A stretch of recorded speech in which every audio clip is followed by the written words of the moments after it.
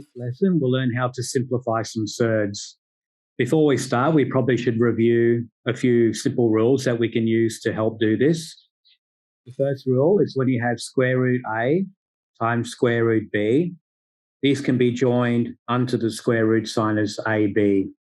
Similarly, if you have root a divided by root b, we can also combine those under the root sign as root a on b.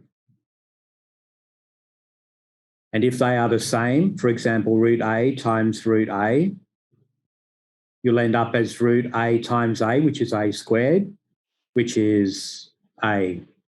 So those are a few rules that you can use to do these problems. So in question A, we have root 48. How do we simplify square root 48 without using a calculator? So we can see that root 48 could be written as root 3 times 16. 3 times 16 is 48.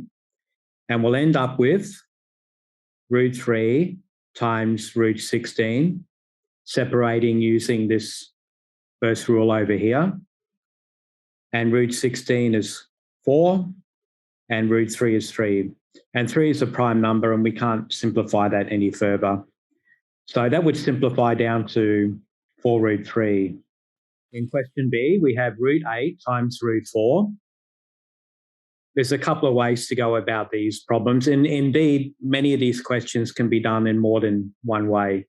So as long as you get to the correct answer, that's the main thing. So root 8 could be written as root 4 times root 2 here. And root 4 we know is going to be 2. We have a root 4 here, so square root 4 is 2. We have a 2 from there, and we have a root 2 from the middle.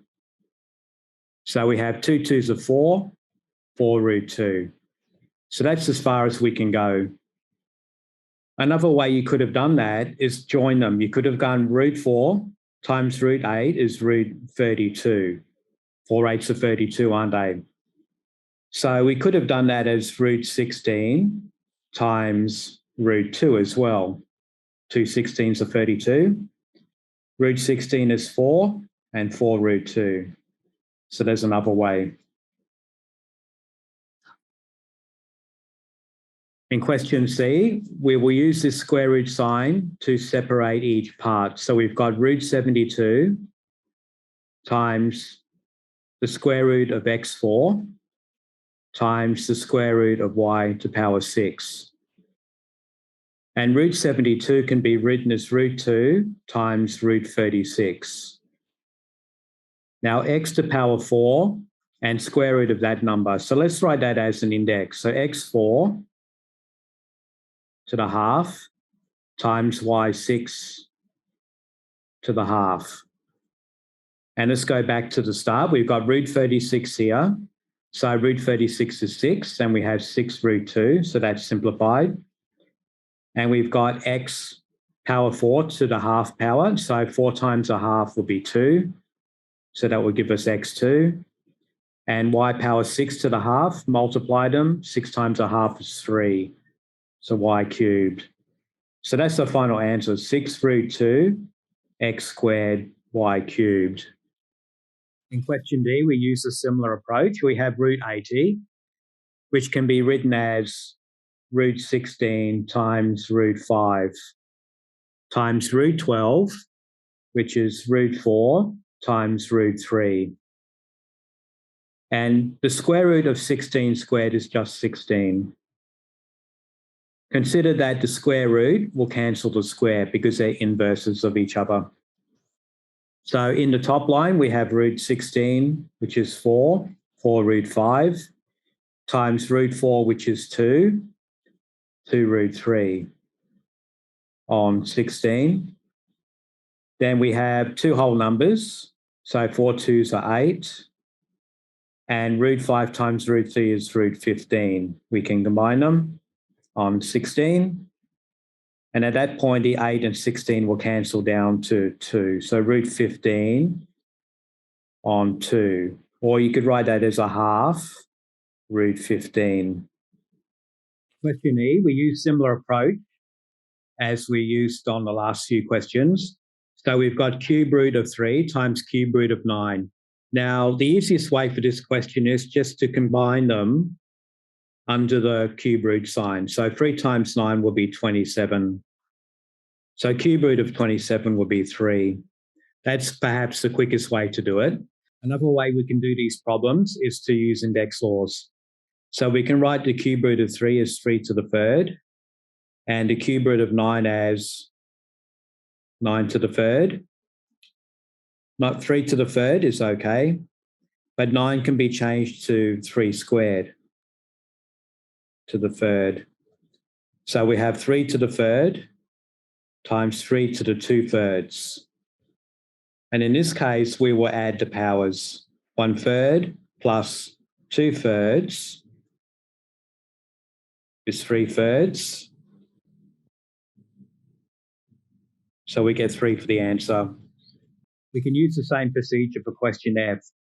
Perhaps the easiest way is to write them in index laws.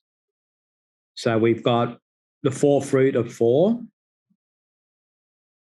times 64 to the 4th root there. So in this case, 4 to the 4th power, we'll leave that.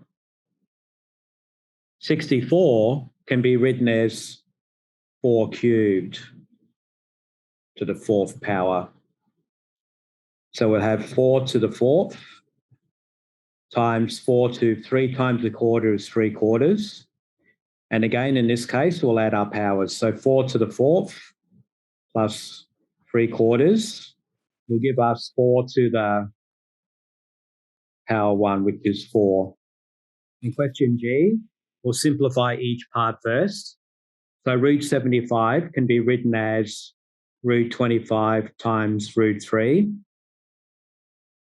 Root 12 can be written as root 4 times root 3, and we have plus root 2. So root 25 is 5, so we'll end up with 5 root 3 minus root 4, which is 2 root 3, plus root 2. So we have 5 root 3 minus 2 root 3, and because they have the same surd, we can subtract them.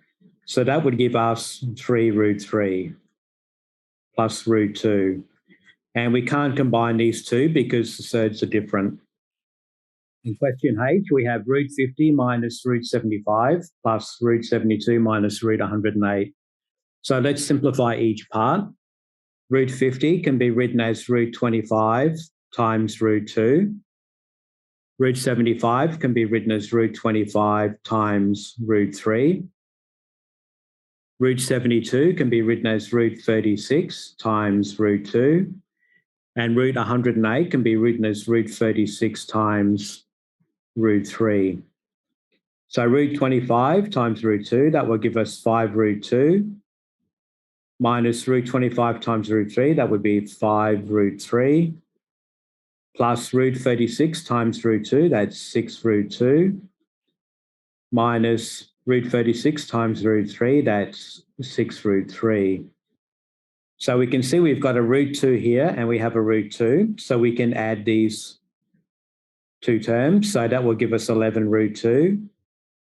And we have a root 3 and a root 3 here, so we can add those. So minus 5 minus 6 will be minus 11 root 3.